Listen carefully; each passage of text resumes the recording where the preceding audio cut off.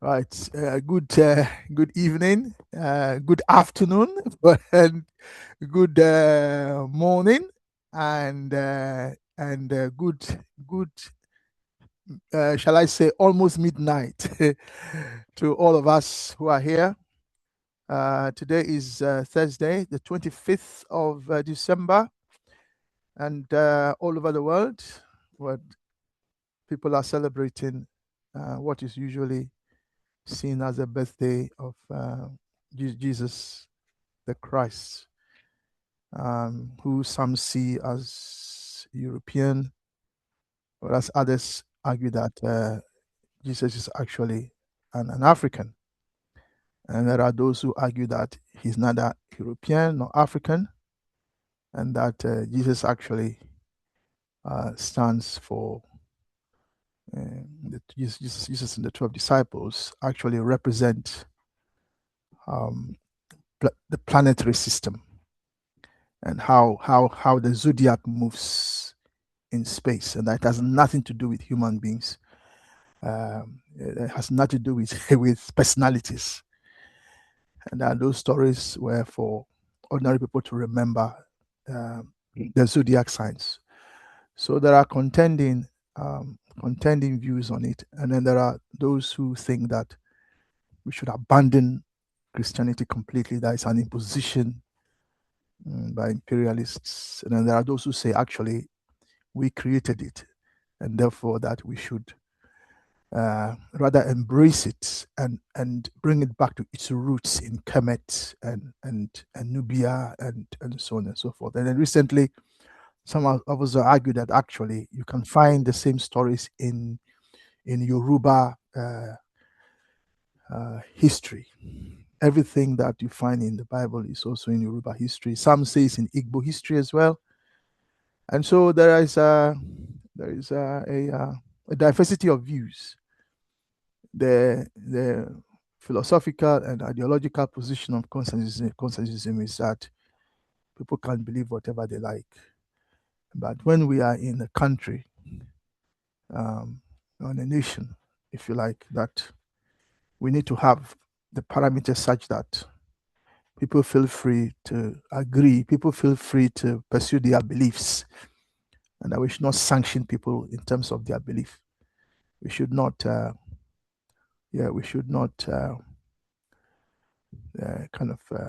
stop people from believing, worshiping whoever or whatever they choose. And that Africa itself currently is made up of three competing cultures: Euro-Christian Africa, Islamic Africa, and traditional Africa. And therefore, all these three cultures must be given room to breathe. The only thing is that we must find a way to harmonize the three cultures such that they don't get in the way of our transformation. The views are diverse. There are those in the hardcore Marxist front who also say that actually religion is the opium of the people. It's just an opium, and the poor, those who are poor, can't do without religion.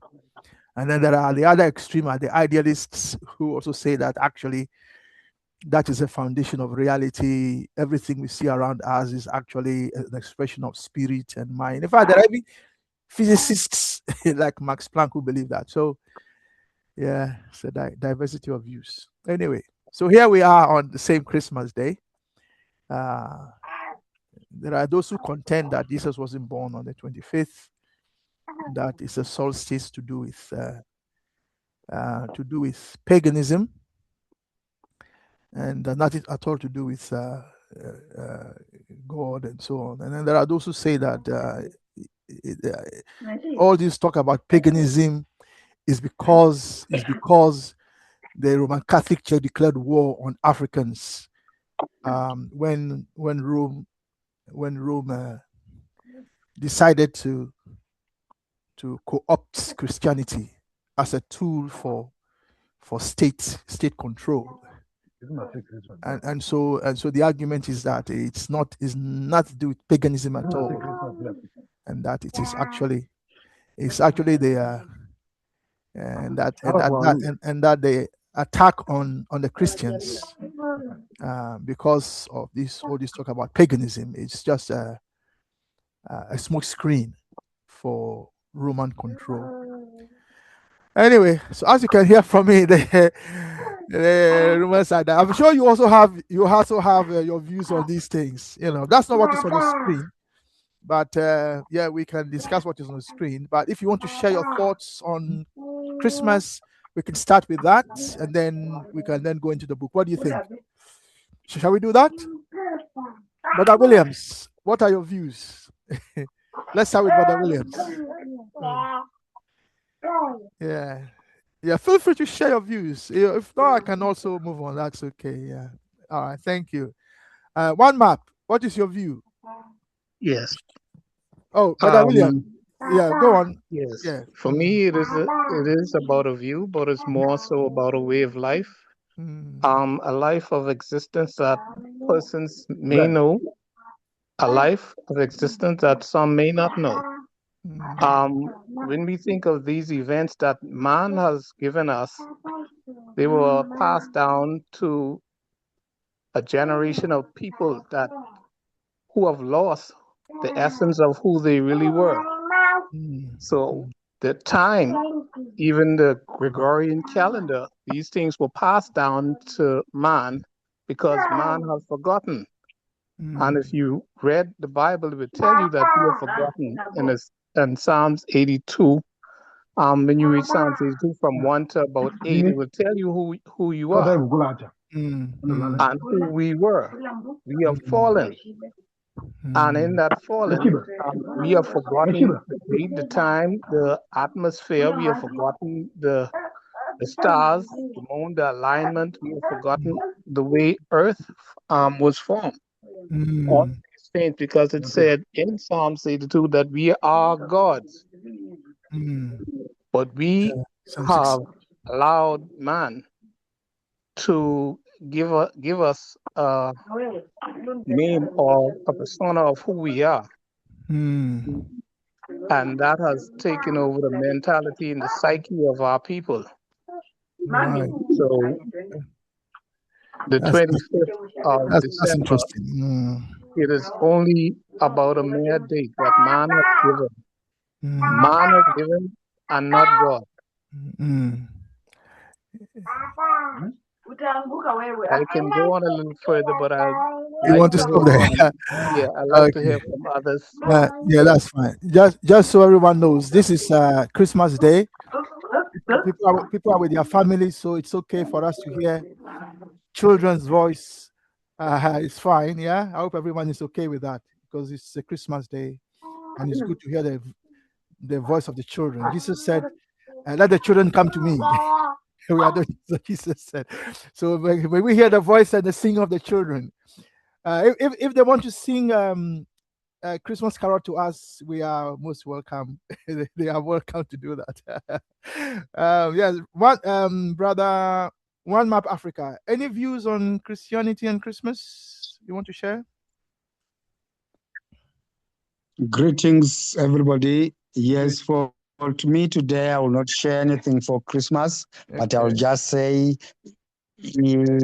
let's continue Merry Christmas as it is. Yes, they've got so many other diverse ideas, but for today, we can continue with our readings and we'll discuss. Thank you. Excellent. Brother Pigeon?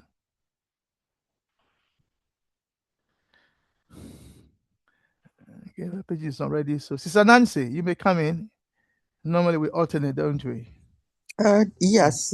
So I hadn't really given this very much thought, but I will say that it just kind of makes me reflect on how sometimes we embrace ideas without really understanding them because they've been part of our lives for our whole life.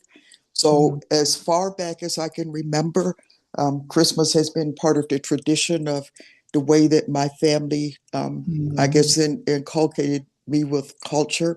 And I didn't have a strong understanding of it. I didn't reject it. I accepted it. And when I reflect when I reflect back, it helps me to understand how people accept things that they don't really question or don't challenge, which is problematic, Yeah. So when I raised my children, of course, I'm not a Christian. I don't really believe in Christianity any longer, but I taught my children. I mean, we celebrated Christmas because it's fun, and I taught them what it's supposed to mean, and as far as the principles of it, and taught them that this is the belief that some people embrace and others don't. But that it's a popular holiday in our culture, and we're celebrating the fact that family is together, and that they can grow up and accept or reject whatever they choose. So I never try to tell them that this was truth or it was false. I let them make that choice. So that's it. It's just, again, reminds me of how easily we embrace things that we don't really question, we don't really understand, and how important it is to understand ideas and challenge ideas if they're not serving humanity. Thank you. So Nancy, you threw up a lot of interesting avenues to your discussion. So have you heard about this discussion or this argument made by some that religion is child abuse? That when children are made when children are born into a family that has a particular religion, that is child abuse. Have you heard about that argument before? I have. I don't necessarily agree with that unless it's an oppressive religion, and there are some that are very oppressive, even in families, and don't give children very much freedom or choice. I think it's abusive to make children believe that there's some punishment for not having freedom of their own ideas. So I think it's a matter of, it's not religion itself, it's how it's practiced, and how it's taught. So again, when people frighten their children and tell them they're going to burn in hell and that kind of thing, yes, that's psychological abuse. It absolutely is.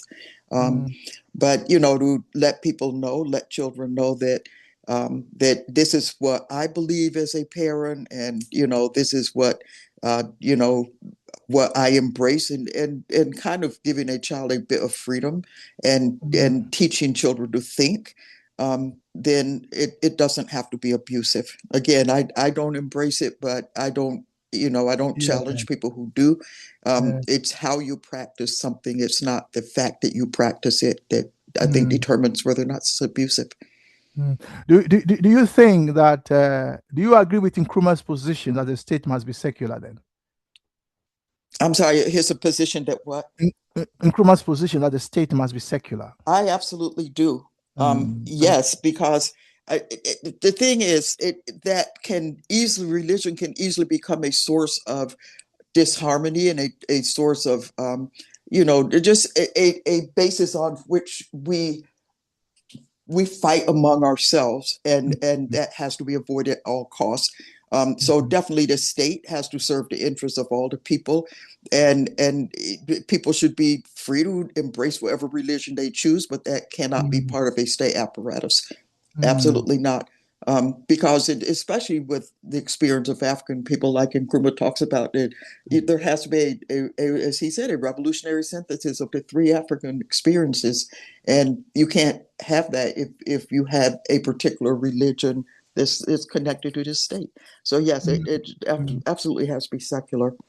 Yeah, I mean, interestingly, Nkrumah himself, as you know, went to mission school, and later on when he wrote, he said that he didn't really like the idea of a school telling children which God to believe in. But then mission schools, that's the point of mission school, isn't it? That's the point of mission schools, exactly. Anyway, thank you for sharing your thoughts. I'm sure we'll have opportunity for you to share more thoughts. Let's now Thank you. Brother Benny, welcome. We're just sharing our thoughts on Christmas, and then we'll go into the book. Brother Pigeon, would you like to share? Yes, Brother Kwame. Can you hear me? Yes, I'm sure you've heard a lot already. No, yeah, having also been born in the same family that maybe people are religious, or maybe in the process that you have to go to church. So to us, church become like a school. So you go to school and on Sunday you go to church. Now some go to church on Saturday. And therefore, we went through that process personally. But I think when I was about to be baptized as a young person, I refused. I don't know how and why, but I didn't find any connection between being dipped into water and now you become sinless or blameless. Now you're no longer sinful and you're saying that you never commit the so-called sin. So I refused and I was the chair of the youth in the church. So I think they didn't like that. So probably I was demoted. After being demoted a bit, I was still preaching to the elders in the church when I was still around age 16, 17. That area was a young pastor, a young youth leader. So engage a lot with doctrine in terms of reading the gospel, reading the Bible from maybe the beginning to the end.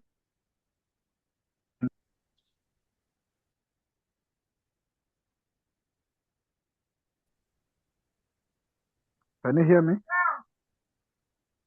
Hello? Yes, please, you can continue. Okay, so then I think I was a bit now not willing to be in church. I was a chairperson. I left the church thing. So in campus, I left being in church active.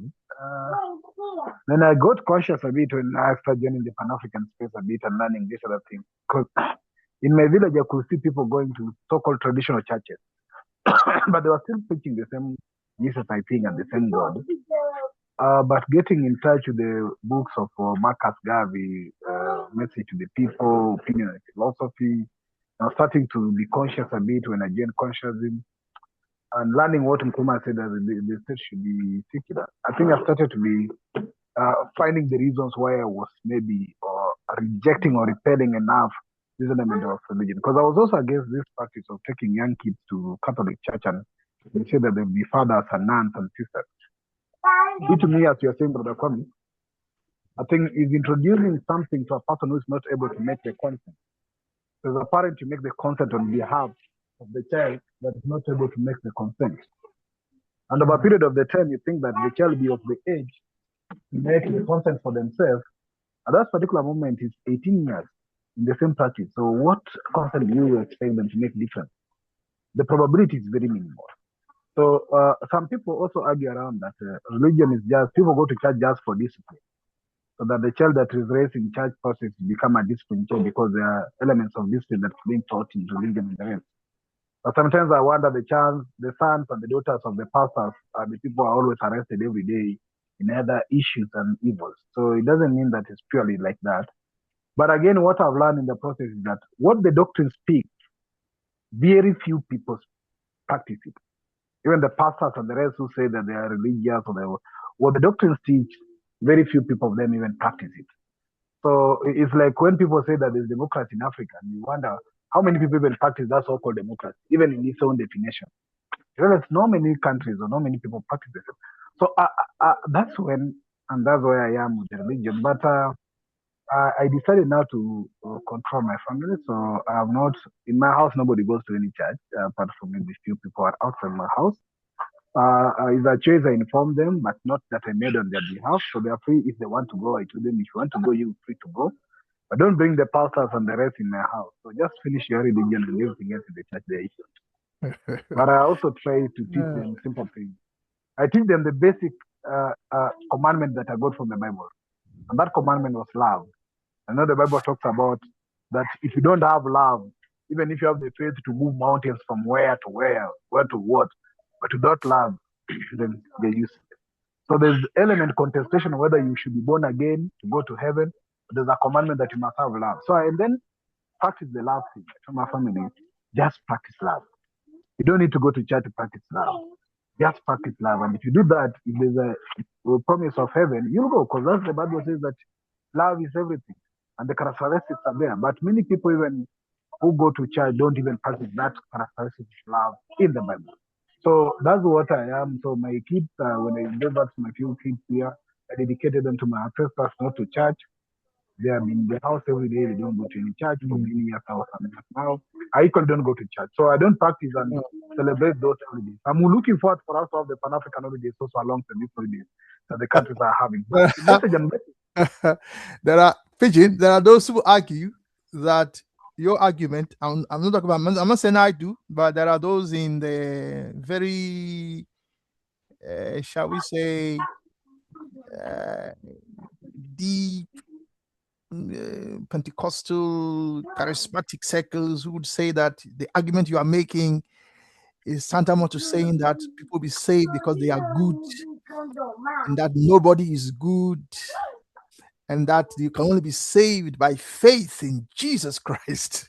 So it doesn't matter how good you are as a human being, it doesn't matter, And then Constantism says that, well, our view as Africans to human worth is not defined by this idea that we're born in sin. So you see what I'm getting at. So you have all these interesting and diverse views. Now, interesting. Do you want to add any more to that? And then we'll go to brother Benny. I think he's the last person to share. I'm sure Brother Benny will have a lot to share because of ACIPS. Yes, Brother Pigeon, just so you know, you are muted. Yeah. I think Brother Benny has said a message in the text. Oh, okay. That is, you cannot talk now. Oh, okay. Thank you for drawing my attention. Oh, thank you. I'm sure he has his grandchildren there. So it's Christmas Day. Brother Benny, we understand. Yeah, Brother Pigeon, yeah, you were muted, so we didn't hear what you said towards the end. You may say so. Thank you.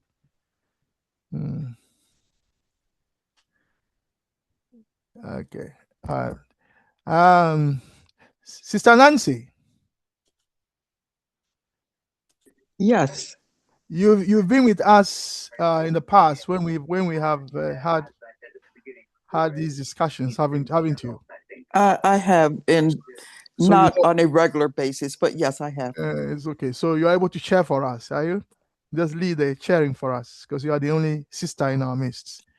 and we are all men. So if you can share for us, so basically you ask anyone to read. After we've read, you just ask us to share our thinking in turn. And then to help you share your thinking, I can then step in chair for a few minutes whilst you also share your thinking, and then we'll move on. Oh my goodness. Okay. I wasn't prepared to do this, but Oh, you don't have to if you don't feel prepared, but I just want to give you the opportunity, you know. Okay. And the thing that makes me less prepared is that I'm joining from my phone, so I'm struggling to read. Yeah, exactly. I mean, I can read, but it's not that easy to yeah, okay. In that case, you why don't you read then? And then Warm Up Africa will share for us. Warm Up Africa, can you share for us? Okay, so we'll do that. Yeah, are you happy to do that, brother? Warm Up Africa?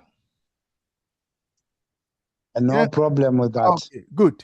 So Sister Nancy will read for us, and then after she's read, you then go around and ask us all our views, and then I will help you share for a few minutes until then you also share your view. Yes, Brother Pigeon. Hold on, Sister Nancy. Let Brother Pigeon come in. Sure. Brother Pigeon.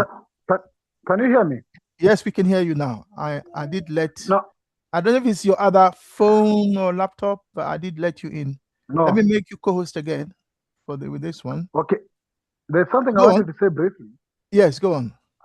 One, that in my language, there's nothing like sin. There's nothing like sin. The word sin is not existing in my language.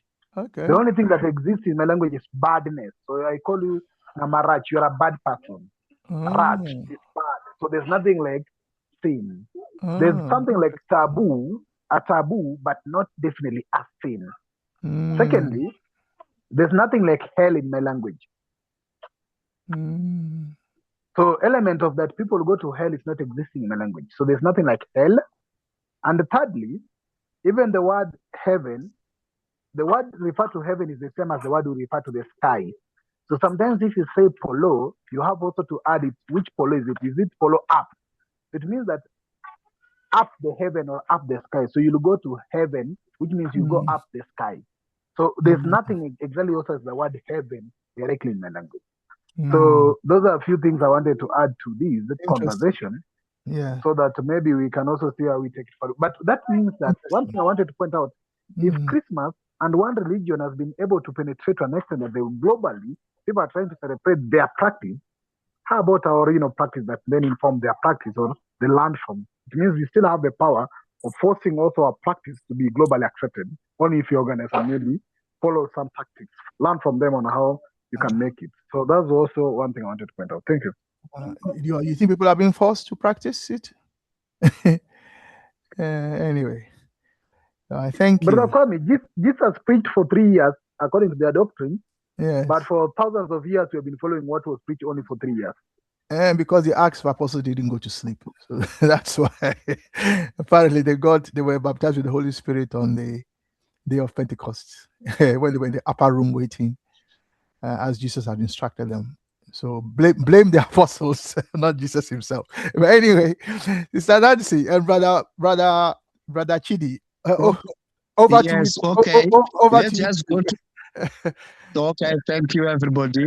Thank you for your opinion and the discussion. Let's all now go to our document. Then we are going to listen to our sister Nancy taking us through the reading. Then after the reading, we'll have each and everybody to give his or her own comments. Sister Nancy, it's now your turn to read. Okay, so are you able to hear me okay? Yes. Yes, Okay. you are audible. So am I to read what's in front of me in yellow? That's yellow correct. highlight? Okay. That's correct. All right. Yes, sorry. the highlighted document in yellow. Yeah, the only condition is you read slowly for us so we can follow and think through as you're reading. That's all. I will attempt to do that, and please correct me if I go too fast. In every non-socialist society, there can be found two strata which correspond to the oppressor and the oppressed, the exploiter and the exploited. In all such societies, the essential... So Nancy, slow down. Yes. Okay. Slow down a bit. Thank you. All right. In all such societies, the essential relations between the two strata is the same as that between masters and slaves, lords and serfs. In capitalism, which is only a non-political theory in which the important aspects of slavery and feudalism are refined, a stratified society is required for its proper functioning. A society is required in which the working class is oppressed by the ruling class. For under capitalism, that portion of society which labors, transform nature, and produce goods is not the portion of society which enjoys the fruits of this transformation and productivity, nor is it the whole of society which is so enhanced. Okay, thank you, Sister Nancy, for the reading. Yes, that's our reading for today. So I hope we are going all to give our own contribution and hear what we think about our reading and what is our thought that we have derived from that reading. So I would just want people to first, those who are willing to go first, please, you can raise your hand and I'll call you so that you can go first to give us your thoughts and the discussion from that paragraph that we have all listened to. Or I can just go in line so that everybody can also have his own thoughts, which is also important. Rather, because we are not so many today, everybody has an opportunity So we can start from Brother William. Your contributions, please. So from that reading or your thoughts. Yes, also my apologies for not recognizing the feminine divine among us, the female, the mother of all life. My regards. Also, for the reading that was just read, that is basically the essence of life or the reality of life. And the persons manipulate or use tools to persuade the mind. And that is what we were talking about, the Christmas stories. Like you said, it is a story. And all of these other elements, they utilize these things to control the mind. And that is what this is talking about, the oppressor and the oppressed. The working class persons who are good with their hands, persons would use them to oppress them in order to financially to give these persons financial opportunities of the oppressed. So this is what is really happening in the world or in society. And this is what we have to understand. And this is what all of Africa and all Black or melanated people of the world must understand in order for us to come back to the gods that we are. If we don't understand this simple principle, we will continue to be slaves in what we consider or what they call civil society, which is not civil. So these are the basic. This what was read is basically the basics of how we were enslaved. Thank you. Thank you, Brother William. That's a very good contributions. You are bringing in was the passage just stresses the two stratas in society which are very visible that we want to discuss. So the next one, I'm not sure whether Brother Ben, you are now able to talk or will give you some all this session. Or when you are able to talk, please let me know so that I'll give you the chance to talk so that you are not left behind. So next is Brother Pigbin. Brother Simon, can you hear me? Yes, you are audible. No, thank you, Brother Simon, for for being here. And at least I think for the first time trying to chair for us cautious in our sessions. Brother Kwame, Brother Simon is part of the coordinator of the Swahili group that I was doing for One Map Africa. Yes. And he's the head of, Brother Simon, you're the head of? Let me remember, education. I'm I think education. the Secretary General for Yes. Yeah, the Secretary of One Map Africa. Yeah, I'm aware of his extensive skills and network. Okay. So I knew he'll be able to share because of his extensive skills. Yeah, thank you. Thank you. Thank you very much, Brother Simon.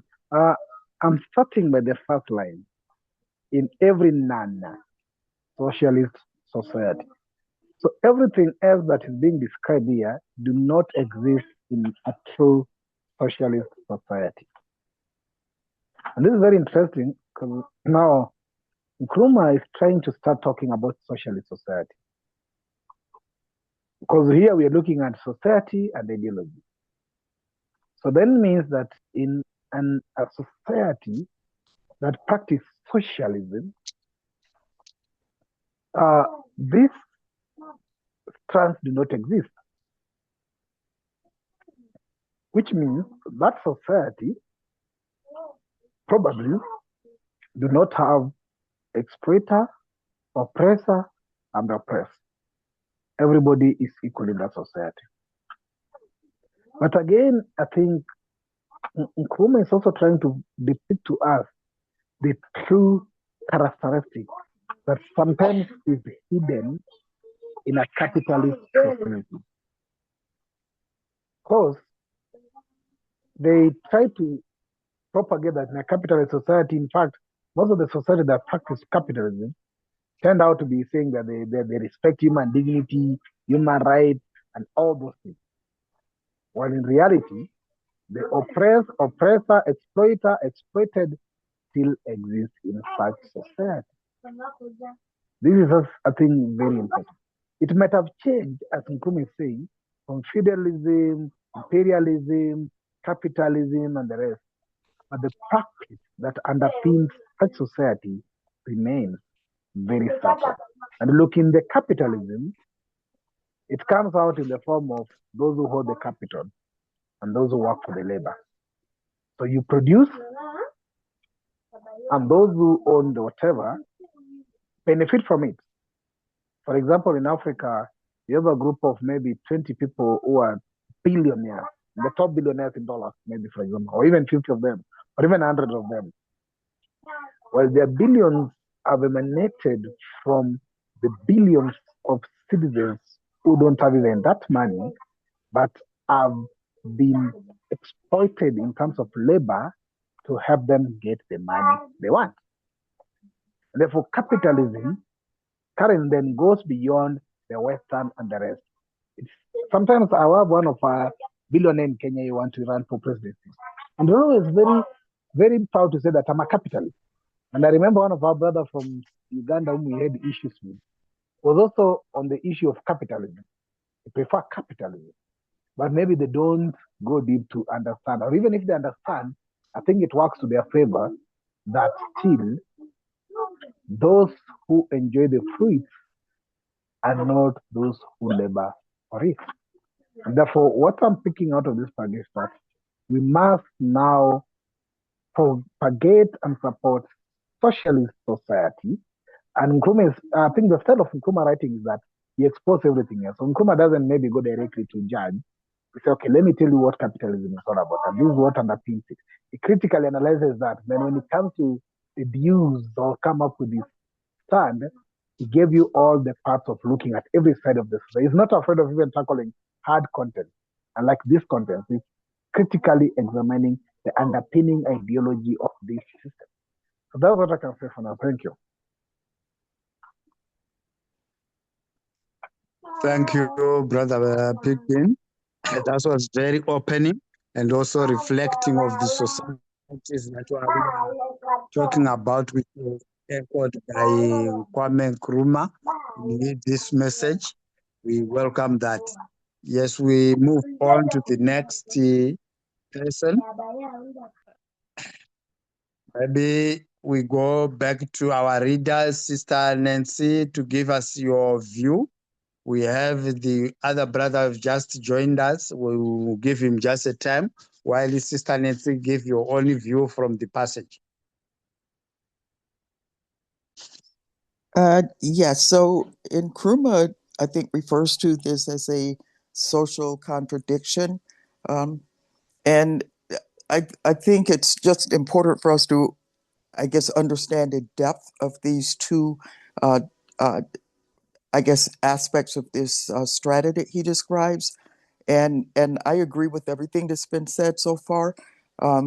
As far as the exploiters or the oppressing class, they have transformed since direct colonialism was eradicated in Africa. Not only do they include capitalists, but also now they include neo-colonial agents in Africa, and you know, those who support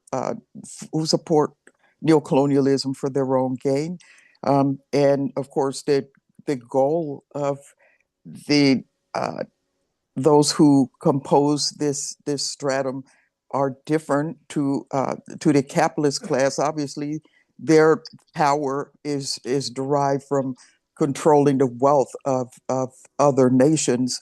But for the neocolonial elites inside of a country, they are, of course, deriving their goal is wealth, personal wealth, and the power that comes from that, even though they're wealth does not match that of the capitalist class that is responsible for the exploitation. But their interests are the same. And of course, the exploited class is the reverse. They are forced in the service of the capitalist class and um, the neocolonial puppets, if you will. And their interest has to be to end the exploitation, to end this exploitive relationships between these two classes. And I think Nkrumah understood, of course, as a result of the uh, um, exploitation that all of us face that are not part of the exploiting class, that we then are potentially a revolutionary force in society. That the fact that we're exploited, you know, gives us a desire to change society, to transform society, and this is, I think, our what he viewed as our mission, and also the potential. It's just a matter of us becoming aware of ourselves as an exploited class, and aware of the necessity for us to unite, and to overthrow the oppression. Um, there's not a way that this conflict can be reconciled in any other way. It can't be harmonized. These interests are opposed to one another, and this is why reform is not possible, and this is why class struggle is necessary. So I think in the beginning of, I'm trying to go back to the beginning. Yeah, the first sentence in this passage says, "In every non-socialist society," and I think he started it off this way. Just to reinforce the fact that under socialism, obviously, you don't have these contradictions once you have a classless socialist society. Um, but under any class-based society, these contradictions are going to exist. And again, they cannot be reconciled. They have to be um, resolved through revolution. And I'll stop there. Thank you. Thank you so much. That's a very informative and a good perspective. Yes, thank you. Let me just give me also my own perspective before I give back to Brother Christian. From the passage, it was very clear that his view from Dr. Kwame was just giving us an insight that any society which is not socialist, or any society which can you just divert from socialist divisions or stratas or sections which are exploiting one another, as have been indicated here, that we have exploiters and exploited, so that we have people who are going to be exploiters and the people who are going to be exploited. This will result in the exploiters being few and the exploited being many, as an example which was given, that you find in Africa, we are talking about only 50 or 100 people being billionaires, but we have billions of people whom we are not talking about, whom we don't care about, and the resources which are supposed to be used by over a billion people are just used by few 50 or 100 people who has the power to exploit, or the energy or the resources to exploit others. So this is what is being done. And this is what he was saying, a pure capitalist society, which is also social political theory, which is also driven. In these days, you find this is what is more common in the politics, where the politicians, sometimes they come to the people promising, but once ever they have been voted in power, they will never come and fulfill the promise, because that's part of exploitation and capitalism, because they just give promises, but they don't fulfill the promises. So this is what we are now told that for us to reap the fruits for transformation and also productivity, for the workers to also enjoy, there should be information transformation. so that there is also need to change, so that we share a responsibility and we all acknowledge we are all humans and we are all able to work and also to make our society function without exploiting each other, so that the non-socialist community or society will be not conducive for us to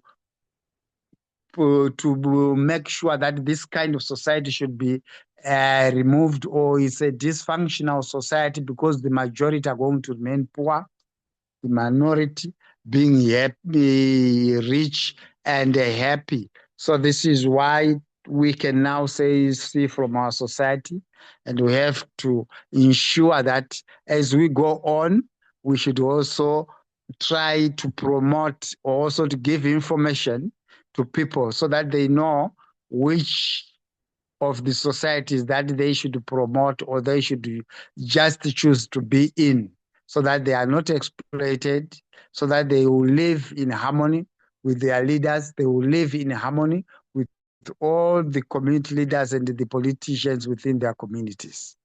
Thank you. That's my contribution. So, Brother Christian, it's now back to you. You want me to share my thinking? Is that correct? Yes. Okay. Yes, please, you can share your thinking. After sharing your thinking, then you will take over the sharing. Okay, thank you. Thank you for sharing thus far for us. So I have kind of heard what everyone has said. So let me share my thinking. So, so the first paragraph is implying that you can't find two strata in a non-socialist society that corresponds to the oppressor and the oppressed, the exploiter and the exploited. Okay, so what that implies that in non-capitalist society, well, there is just one strata or many stratas, or many strata to be more precise, because the plural is strata, isn't it? That there can be multiple strata, but none compared to, but you can't align them with oppression and exploitation and vice versa. So that is what the first paragraph is implying. So in a socialist society, then, does that follow that we'll find that there is no oppression and exploitation? Is that what it implies? It's an open question. And is there such a thing as do we have a socialist society today in the world? I'm just asking, has there been one? I mean, would we regard the first years of the government of Ghana, the first years of Ghana from maybe 1960, when the republic was born, to 66, when the first republic was overthrown? Shall we, or could we say that was a socialist society? Bearing in mind that Nkrumah set up the Kwame Nkrumah Ideological Institute to train socialists to run the government. So if you are a minister of state, you had to pass through the school under the leadership then of IG Koku, the Nigerian Marxists. Not before, as part of your induction into government. So So if there were no socialists then, and you can't have socialism without socialists, then what did we have? Was Russia a socialist state? Is China today a socialist state? So just because it's run by a communist government, does that mean the society itself is communist or is it socialist? So I'm just raising these questions. So in some of the Scandinavian countries, we are told that they practice capitalism, but they practice a social democratic type. That's what we are told, that their society is more horizontal than vertical. Does that mean that you can have a capitalist society where the social structure itself doesn't mirror exploitation and oppression?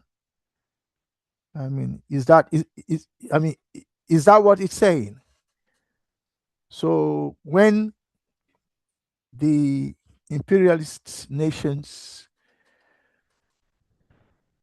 some of them anyway, not all of them, set up a welfare state,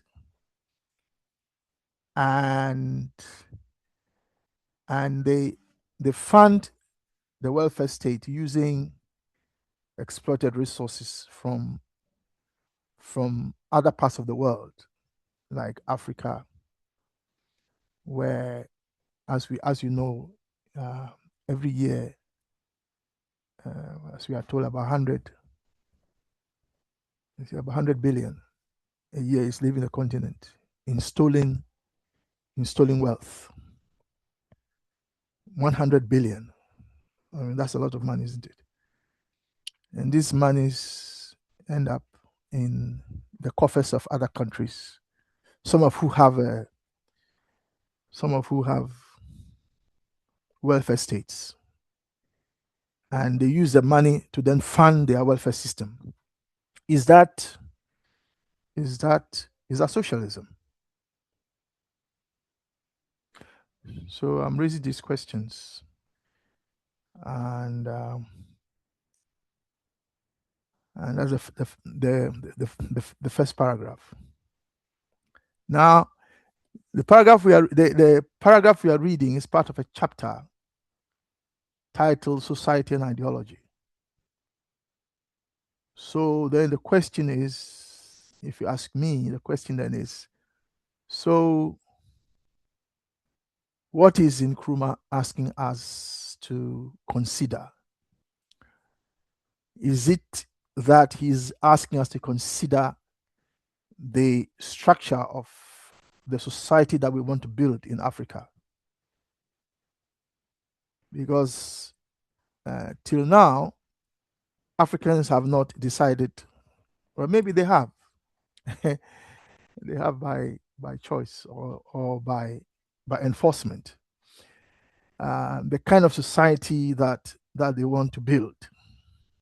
The default social structure we have today is an inheritance from imperialism and its instrument colonialism, which metamorphosed into neocolonialism, as we know. So that is the enforced economic, political, and social structure in which broadly a few Africans live very well. They can even fly their family abroad for healthcare. And the majority of Africans are struggling on the continent, can't even afford healthcare and so on and so forth. So is Nkrumah asking us to consider what kind of society that we want? And if we make a decision, what will it be? And so these discussions around socialists and non-socialist societies are meant to get us thinking.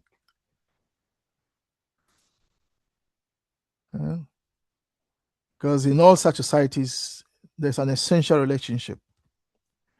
And that relationship, I think Brother Pigeon drew our attention to this relationship in the last session, when he drew our attention to two types of ownerships. The first ownership is the ownership of man by man, where men own, as it were, property in other men, hence masters and slaves, that relationship. And then he drew our attention also to the relationship between man and property, like the feudal system, where the Lord owns the manor, or the Lord owns the land and passes out the land to other people called serfs, and they do the work, and the Lord takes the majority share. Brother Benny reminded us that something similar still exists in Africa, called, I believe we call it Abusum, also, I think. Abusum, where the owner of the land gives it out to someone to farm, and then the person then farms it, and then at the end of the harvests, the output is divided into three parts, and the worker takes one part, the landowner takes one part, and then the third part is left to reinvest as a kind of reinvestment fund, seeds and so on, and to pay people and so on. So the ownership of land and the renting out of land to workers by itself need not be exploitative. I think that's the idea there. Yeah. So I think Nkrumah is asking us to think deeply about what kind of relationship we want in Africa. Do we want a master-servant relationship, a master-slave relationship in Africa? I mean, we had it before, you remember. But we defend it and say, well, that wasn't chattel slavery. That was just slavery where you could become part of the family and you could own property, but you were still a slave. And some argue that, well, that kind of relationship, some of them even became chiefs. We have histories of some of these ex-slaves who volunteered their siblings or family members to create the stool. As you know, stools are created with human blood, as you know. I hope you all know that history. And so later on, the slave says, well, my family member donated the human head for the stool, so why can't we sit on the stool? And then there is quarrel and fighting, and then there is division at the fundamental structures of traditional African society, and so on and so forth. So I think Sister Priscilla, I think, is waiting to come in. Somebody let her in, please. So Nkrumah is asking us to think deeply about these things, and the essential thing I think Nkrumah is drawing our attention to is the question of exploitation, stratification and exploitation. I think we are all agreed that stratification itself is not inherently exploitative. I think we all agree on that. Yeah, I think we all agree on that. Let me pause. Brother Pigeon has his hand up. Brother Pigeon. Brother Connie, you have been raising very many questions that are very critical, even though you have not answered them directly. Well, that I'm sharing my thinking. No, but when you think with the questions, it's not a complete thinking, because when you provoke other thoughts and you don't complete either, but give space for other people to try to respond to some of the questions you're raising. Okay, I'm happy to pause so that someone else comes in and shares their thinking. Now, I've been interested on the issue raised about socialism when you're comparing Russia and talking about Ghana. Now, do you try to mean that when socialism started with countries and that it was never existing in our society, I even didn't say before that. so-called countries existed. I didn't say that. I'm just raising the question. But I accept what you are trying to say. But the argument is that what existed in our society is communalism and not socialism in the modern sense. And the distinction between communalism and capital, socialism is technology. And the argument made by Nkrumah, I think we'll see that later on when we go on, is that when you equip communalism with modern technology, it then becomes, through categorical conversion, it becomes socialism. And that's a Now, key Brother, characteristic of socialism. what is this modern technology? It's like you're saying when you're cooking meat, and maybe for example, you put something, it turns from meat to be something else. So what is this ingredient of technology that transforms communalism to socialism? Technology. Technology is Now, a what is this in? Now, when you talk of technology, for example, now I'm very interested because I know Nkrumah talks about productive scientific technology. socialism. Productive technology. Okay. So is the industrial revolution of communalism that produced socialism? You can put it that way. Yeah, it's productive. Sister Nancy is an expert on these things. Maybe she can come in. Sister Nancy, your hand has been up. Yeah, come in, please, and maybe contribute to the discussion. Yeah. So my comment. But she said I was asking too many questions. Yes, I wasn't responding to that question directly, but just as I was thinking of some things as you were speaking, the first thought was that when you talked about the welfare state in Western countries being financed by exploitation of other countries, even the necessity for a welfare state it's evidence of exploitation. So no matter where the financing comes from, if you have some people who have the capacity to give to other people and other people who have the need to receive something, then that also, suggests that there's this strata. And so, charity and generosity cannot be equated with socialism. It's actually a mechanism to, I think, delay people's aspirations for socialism. Anger. Okay, so that's the first point. The second is regarding exploitation under socialism. I think that was a question, and my response is just recognize that socialism is a stage or a process, and I think Nkrumah certainly understood that you don't just declare yourself socialist and overnight become socialist or a socialist society. That there's a very, very difficult process to construct socialism. And even I think it was Lenin who said that, we have to use the scum left over from capitalism to build socialism, recognizing there are going to be contradictions and there will be exploitation. But once you've eliminated these, this strata that Nkrumah talks about in this chapter, then you eliminate the basis of for exploitation. Socialism represents the potential for the end of exploitation because it changes the property relations that somebody was talking about earlier. You don't you eliminate a class of exploiters owning and controlling the means of production, and you eliminate the masses of people who are forced to sell their labor power in order to just survive.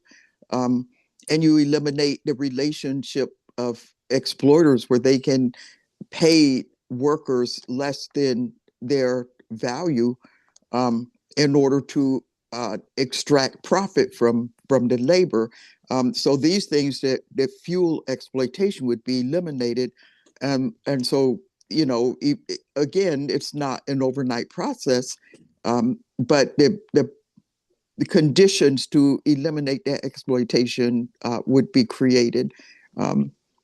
Collectivism, I think Nkrumah talks about, I don't know about in this chapter, but later, the social ownership. With the elimination of this class cleavages is what creates the conditions to eliminate exploitation. But again, it's not overnight. It's not a miracle, if you will, that one can declare we're socialists and then exploitation is ended. Yeah, and that's why it's such hard work, and sometimes people do not have the political education to keep focused. They can lose heart before the process goes through, as you said, thesis, antithesis, and synthesis.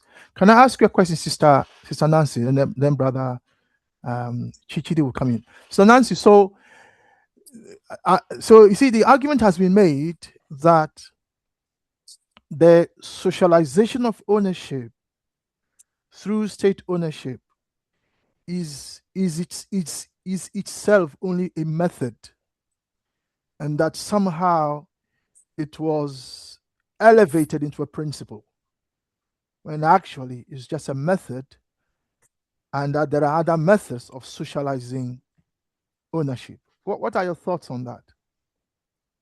I guess when you say state ownership, ultimately Yes. the elimination of even the state, I think, makes that a temporary condition. So I think to that extent, you're probably correct. It's something I hadn't given thought to previously, but the goal is not to maintain the necessity for states, a state apparatus, if you will. So even the whole concept of state ownership, I think, is a temporary condition. So there are resources that meet the needs of humanity, and there's not a reason that those resources are concentrated in the hands of anybody. They should be, which is why I spoke of collective ownership. The resources in the world should belong to people who live in it, and not a corporation or a small handful of people. But anyway, I don't know if I'm off on a No, you have. tangent. Yeah, you have. No, thanks so much. Brother Chidi has his hand up. Brother Chidi, you want to share your further thoughts on the paragraph, or in response to Yes, but I would what want others have just to said? yes, I would just want to give Brother Benny Or a do you chance want to share his or do thought you want to? because he has not yet shared. That's To what I was give going to say. Brother Benny first so that he Yes. can share, then I will come in. Hence my question: do you want to take back your chairing?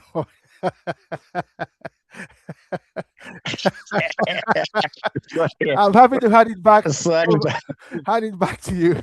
sorry, brother. I was just like, because he said when he comes back, he will want to say something. Because last time he was Okay. not saying something because he All was right. not able to. But now I know he's now able Yes, to. I'm muted. Okay. Sorry for that. Thank you. That's okay. Yes, I That's want to okay. say something after he. That's okay. Let me, before he speaks, welcome Brother Coco, our own brother. We love him very much. Brother Coco, you left your Christmas to come here. Wow. Sister Priscilla, amazing. Wow, you guys are just magic. When we started, there were only myself, Brother P, and Sister Nancy. We thought, oh, will people come? So thank you so much for coming. Brother Benny, share your thinking, please. Yeah, when it comes to capitalism, I think it's become not just African challenge, but globally, apart from parts of the Asia.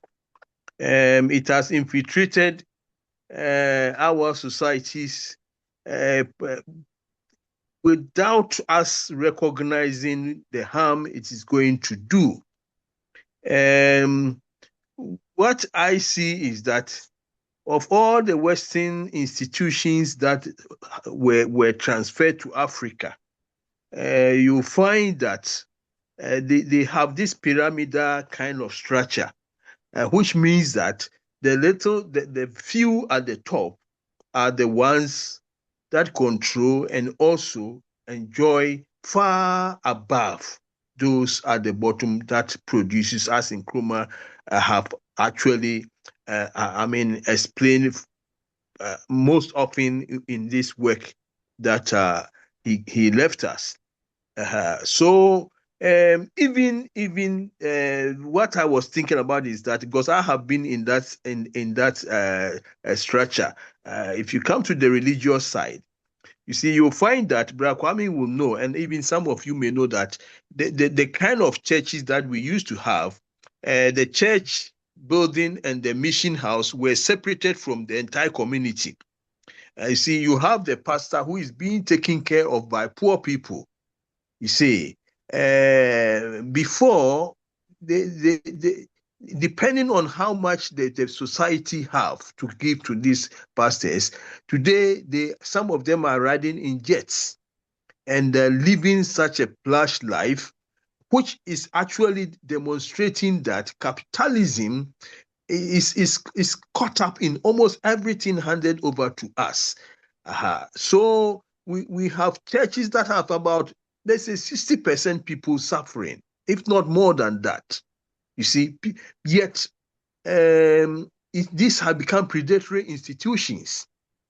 You see, so today is a Christmas day, and the question is, why a priest or a pastor, seeing the suffering even some of the members are going through, even to pay their children's fees, is very difficult. And I'm saying this from somebody that has been in that kind of position. Yet they refuse to sacrifice, and they even want more. It is not anything but the capitalism that has infiltrated into our African society. I compare this to the kind of chieftaincy structures that we used to have. What I saw in Ghana, every traditional leader live in the midst of the citizens. You see, they don't separate themselves. Because he is the one that should take responsibility of all of them. I mean, more or less, the kind of structures we used to have of the way of our traditional township planning actually depicts that the one who is at the top as a leader has the responsibility to ensure that each of all the citizens at least go to sleep peacefully and wake up also in a way that they are not problems. You see, I don't think that has changed in a way. Yet we have the Western structures which continue to show these pyramidal structures, from our politics to the religious to even our education structures, whereby you have a vice chancellor being such a dictate in the institutions. You see, so from what we are reading now, the whole thing, which is for the Europeans, is a culture. It may not be strange to a Westerner that you have king, royals, and politicians and the priests having their own affluent way to live. But for an African, whereby we see that our traditional leaders were with us together. If we are going to war, we go together. And how do we find this today?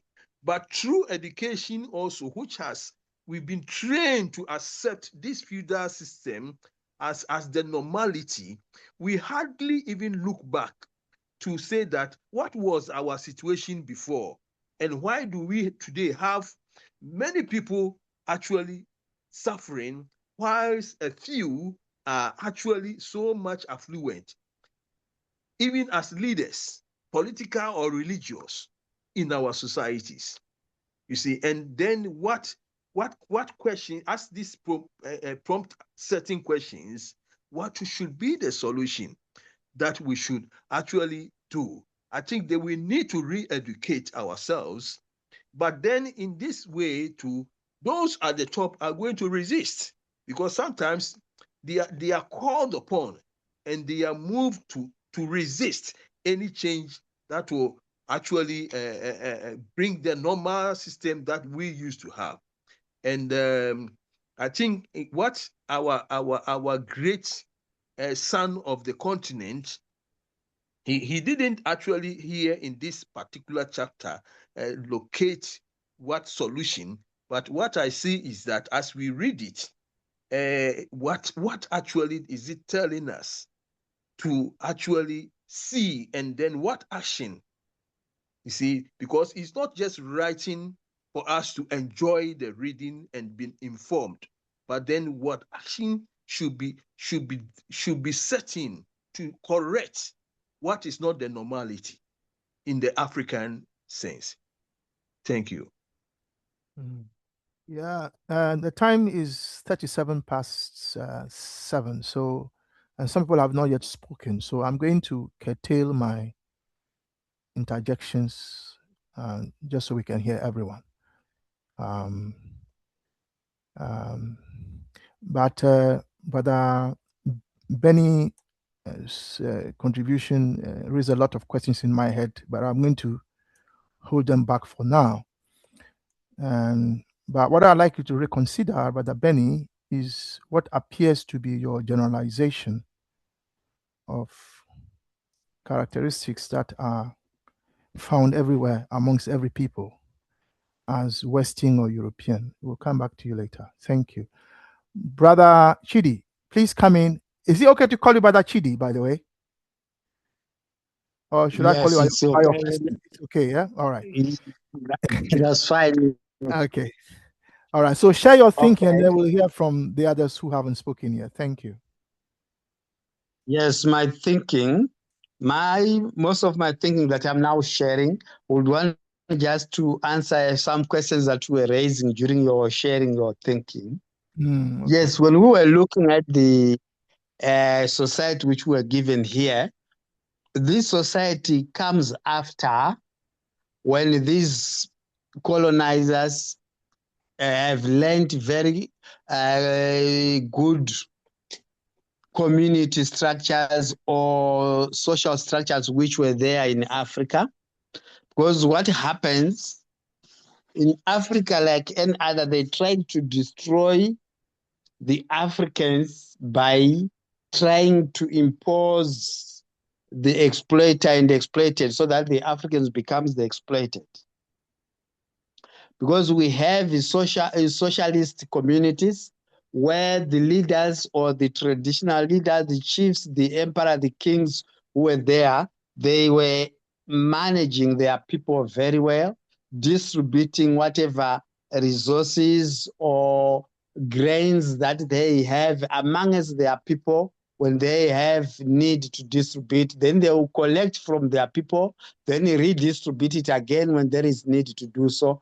That was the kind of society in Africa which was there before the colonizers come in and they divided Africa and they tried to kill all those traditional leaders structures which were more communist and the more social structures which were set by our traditional leaders in Africa. And because of what they have done, they also wanted to try and learn from the African people how they were doing the good. Then they impose that in their own countries so that you find the other structures which they shared. They also, like what the other presenter have said, that they wanted also to destroy. They will put their imposer or their imitator amongst the African communities who would have to know who is more powerful, whom they should attack or whom they should exploit, so that through them they can also take. The kings and chiefs used to take the proceeds from their people, they store them. Then when they come in, they started to take the proceeds from their people, then they export the proceeds outside the African communities. In terms of this, the Africans, they couldn't get what they used to get from their leaders. So they wanted to ensure that the African general people will start to distrust their leaders and make sure that they are trusted as people who are more better than their leaders. So this is where our society have this kind of exploitation where we were exploited as Africans by the colonizers when they come in, and also try to make sure our society becomes dysfunctional by setting structures and where all these missionary schools and the schools were set up. In our society, there used to be schools which were set up by the leaders, which were more that one, but because they wanted to dilute and they wanted to control whatever material was learnt in these schools, so they bring in what they term the curriculum to be taught in schools and the curriculum to be followed in schools. So this is also was part of the distraction where they can continue to ensure that production and productivity will be all known and all recorded and all taken to them and will not come back to the worker. So the workers were being exploited. In this case, were the Africans. So this is where when Dr. Nkwame have seen this, it was quite a regrettable scenario where workers were being exploited, nothing was coming back. But in the community which was said before the colonizer come in, things will go back to the workers, and the workers will enjoy their fruits in the period of law when they will have to be given back. But this was not happening when the colonizers comes in. So there is the exploitation, workers' labor being exploited, labor being not rewarded, not being recognized for whatever they've done. Even if they are in need, their needs are not very important. No one will look at them. So that's what I wanted to add to the discussion. Thank you. Yeah, thank you. Thank you also. Again, you raise a lot of thoughts in our minds. One of them might be, so there was no war before the colonizers came. Did they bring war to us, or we were already fighting ourselves in some cases before they came? I'm not asking you to respond, but I'm just throwing it out there. Let's go to let's go to Sister Priscilla, and then we'll go to a brother after that. Sister Priscilla. In the meantime, General, welcome. And brother, welcome. Brother Windhoek, welcome also. Sister Priscilla, yes, let's hear you. What's your thinking on the paragraph on the screen?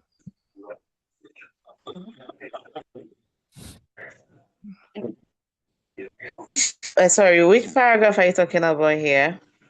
The one on the screen that's shaded in yellow. And the one on the screen. Yes. All right. Okay.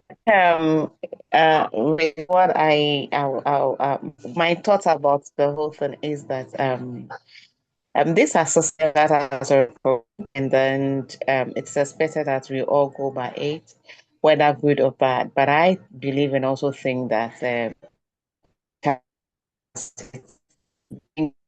to program we must programming and in us we disagree with program the part of it. I think we need to also sit back and see how do we want our system to run so that all of us will benefit from it equally. And to me, my understanding and my thoughts about it is that we cannot always be a shadow of another person. We need to have a proper way of setting up a system in communities where both of us are going to have equal rights, equal profits, and an equal peace and justice. And therefore, it's time we do away with what our colonial masters placed there. And it's time we have a proper planning that will help us to overcome some of these challenges that we are facing. I think last week I spoke about the Doche or Ebuasa. Sorry, pardon me, my tree is not all that good. The Ebuasa or Doche, where the system where our forefathers were practicing, and you can really see that there was equality and there was simple understanding of how to share produce on farmland. And so I believe that we already have the system. We already have the system that has been covered.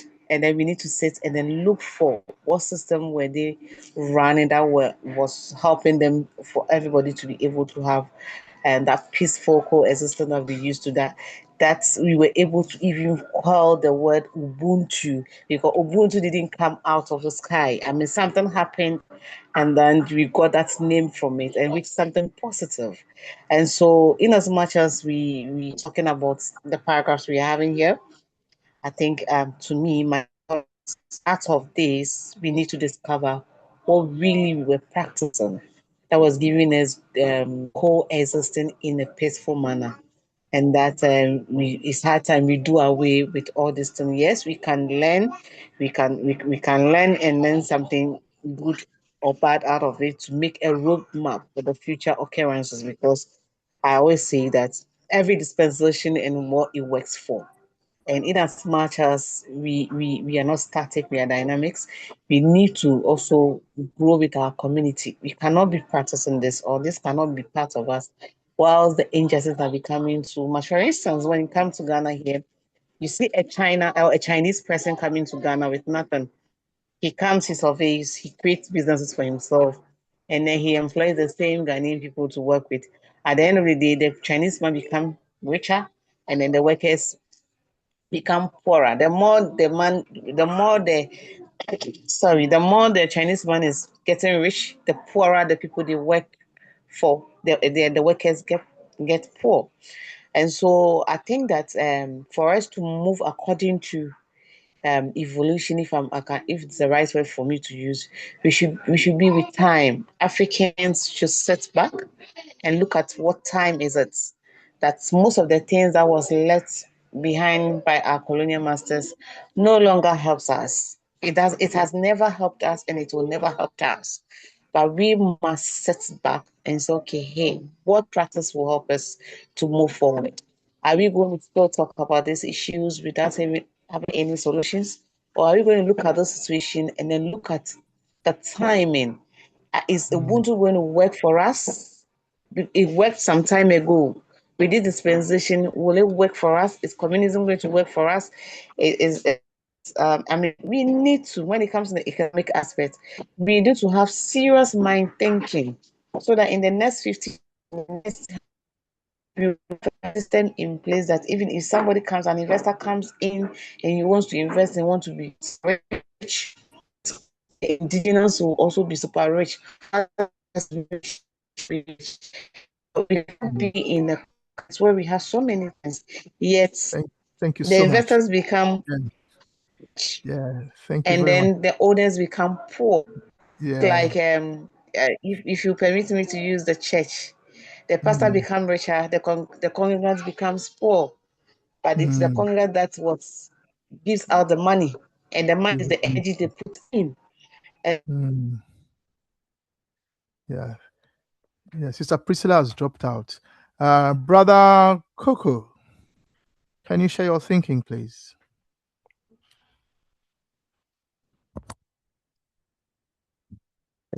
Greetings, brothers and sisters. Greetings, brother. Yeah, I'm honored to be amongst you today. We are honored to have all you. days is a day in which our own are oppressed. In fact, they continue to be oppressed by Sister all means. Nancy joined us today. So, in fact, we are honored to have you guys in our midst, honestly. Thank you very much. You're welcome.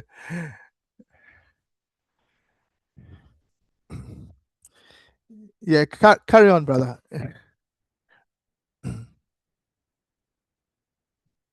Oh, I think that Brother Coco's has frozen. Either he's frozen or I'm frozen. Can anyone hear me? Let me remove the video. Yes, I can. Is that better? Yeah, we can hear you clearly.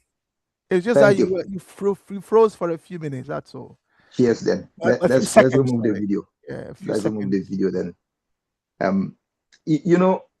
the time is limited, but let me just try to hit on the head the points that are important here. Starting with what my brother Benny said, that the pastors they can see the exploitation of the people, but they continue with that exploitation of the people because they are part of that system. So when you say to us today, we left Christmas celebrations to come be with you, it's because we left what is the norm. This is the norm. But is that norm making it, should it be what it is? I don't think it should be. But because all of us are in that system where everybody's just going, regardless of whether this makes sense or not. It's the life in which we are living. Just the Christmas, this Christmas thing is part of that going and not challenging or asking yourself questions of, is this really relevant? Is this helping us as the people? But let's not go there, dwell too much on that. What I observed today is that this is a continuation of last week and the week before and the week before that. That's how important this, what Dr. Nkrumah is trying to lay down here is that important, because he started first by talking about how the European system came in and toppled the African system, which then existed, in which not one class, no class had a knee on the neck of another. There's one paragraph if we go back, we will realize that says that. And then he talked about how a few of us Africans then learned the ways of the Europeans. They embraced those ideals of the Europeans, and then power was transferred to them to continue the European project. This is what he's saying, not me. And then I think last week or the week before again, he talked about how man transforms environment. And from that environment then, it transformed the society in which we live. But the very following week, he says, but slaves and serfs under feudalism, they do not enjoy that, because those who produce the fruits are not necessarily those who benefit from those fruits. So today, again, he continues on that same vein to say, it is this system in which the working class are being exploited by those with the money. All right? It goes to the heart of the economic principle or economic theory of equilibrium. They came up with the theory of equilibrium, which I was reading about not long ago, this week, where it appears that the guy who came up with that theory actually lost 200 million pounds and did not even believe in it. I mean, 200 million is a lot of money. He lost that. He came up with that. But we continue to run the world on that same flawed theory.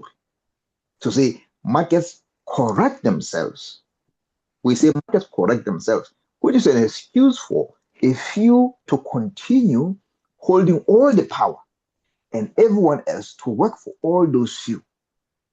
And again, for those many of us to produce for those few.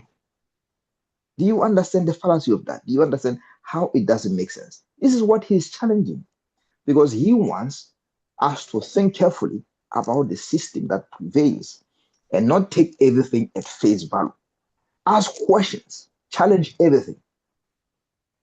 So he sort of is laying it out there before he talks about the benefits of socialist principles or communalist principle or collectivism or communalism as we know it.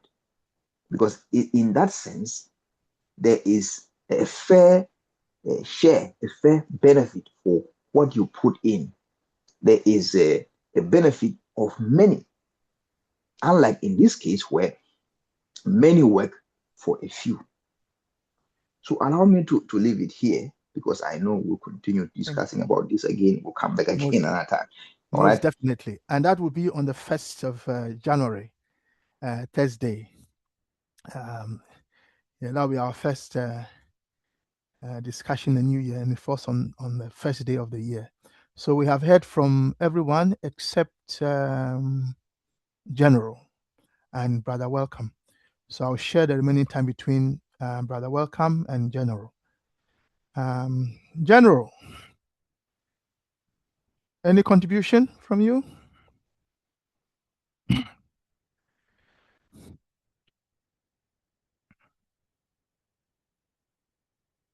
General, any words from the Anunnaki to us? Rotational deployment, missile defense systems. Yes, give thanks for me. Give thanks, our leader. Yes, my father. Yes. Uh, What is your thinking, please? Hey, today I was just listening, but You're always listening, my brother. You are listening. yeah, You are listening, but you know all these things, huh? All the way back into history, the Dogons and all that. Yeah. yes, Anyway, yeah. Say a few words, and then we'll hear from Brother Welcome. Thank you. Okay. Thanks a lot, father. Okay. What I can say is that according to the text, as it says here, on every non-socialist society they become two strata. So the exploited and the exploited, which is true, but from my understanding is that the social hierarchy system takes place in all types of government, whether it's a autocratic government, capitalist or socialist government. Any kind of government has a social hierarchy, of which, in my perception, doesn't necessarily mean people are to be there's the exploited or whatsoever. For instance, in the African societies, the people, or let's say the laborers who are in the different African societies, they were not laboring to develop the African societies because they felt enslaved or they felt oppressed. But due to the sophistication of African cultures, a child was indoctrinated from birth, you see, to be loyal to their certain clan. And so therefore, any activities, whether be it the military service, hunting, or be it taking care of the livestock within the clans, those roles somewhat natural to the subjects of a certain clan, even though it's part of labor for the clan or the society. Because to go and tend the cattle every day, it's not your cattle. Every day going to fetch water for the village, it's not your water. Every day you must look after the small children, the women, it's not your woman, it's not your children. You see, they belong to the state or that specific African society. So you can see you can see also in that perception that there's always been social hierarchy. You see, there must be a king and a queen, and there must be the nobles, etc., etc. So my closing is that, in as much as the text says that in every non-socialist society there can be two strata, it's true, but what we also need to understand is that they don't necessarily mean they are forms of oppressing another fellow African, just as the white man he the way does his societies. Thank you. Yeah. No, thank you very much for that. I have a question for you, General, but That will be my last question to you before we close. But let's hear from Brother Welcome first. Greeting, Brother Kwame. Greeting, everybody. Please go ahead and ask General the question.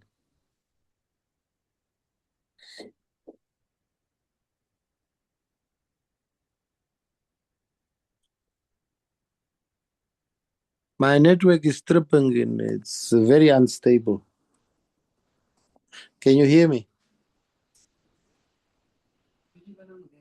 We can hear you, brother. I wonder where Brother Kwame is. He's the one who can hear. Can you hear me? Yes, now Now I we can hear you. you. My apologies. I think my speaker kind of pulled out without me knowing. Yeah, brother.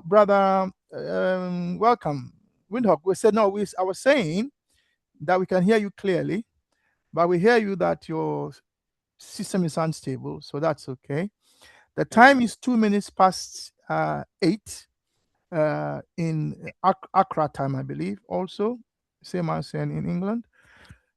So we'll bring the meeting to a close. So I think everybody has spoken, and I would like to thank everyone for coming, especially during Christmas Day. Can you imagine, Priscilla?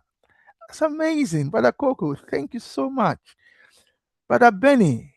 That was you, Sister Nancy. Wow, you've made our day today with your attendance. And then General, oh, you left those plants on the field to be with us. That's amazing on Christmas Day. We thank you so much, brother. Welcome, Winok. Thank you very much. There was a lot of fireworks in the UNA platform, so maybe you want to guide us on that. And then to myself, I also say thank you. So officially, the meeting has come to a close. I'll make just 2 announcements, and they are that we are meeting on Saturday to look at the UNA. The UNA stands for United Nations of Africa. That's the unification of Africa. There's been a formula that has been bandied around as representing the process or the endpoint or unification. And so this Saturday, we'll be looking at that mathematical function. So that's for this Saturday. And I think Brother Benny will then present the following Saturday, I believe, either himself or someone else who he would be letting us know will also then present. Anybody who wants to present, please let us know on a Saturday. I know, General, you also have one more presentation on the NACI you want to do for us. So please do get ready and let us know when you can do that. And then on Thursday next week, the 1st of January, we shall have another session, but it may start with us reviewing this year to see what you think we have achieved, and then maybe set out some broad plans for 2026, and that will be on January 1st. So that is it in terms of announcements from me. I think Brother Pigeon, they meet in the book club. That's on Mondays, I believe. I know Brother Coco is part of that. I believe it's on Mondays, isn't it, Brother Coco? So they look at, they are reading and discussing a book called Defeating Dictatorship in Africa. So if you would like to join that book club, please feel free to join. So that is it from us. Goodbye for this, our last class for the year. Can you believe it? Oh, I mean, in terms of philosophy class for the year, today is the last one. Wow, how quickly the year has run. And then Saturday will be our last one for the whole year. I know the philosophy club will meet, the book club will meet on 29th, which is on a Monday. But for the philosophy class, this is it. This is our last meeting for the year. So thank you all so much. I'm going to stop the recording and I'll ask Brother General my question. Thank you. So Merry Christmas and bye to all those who are going to be listening to us when we upload the recording. Thank you.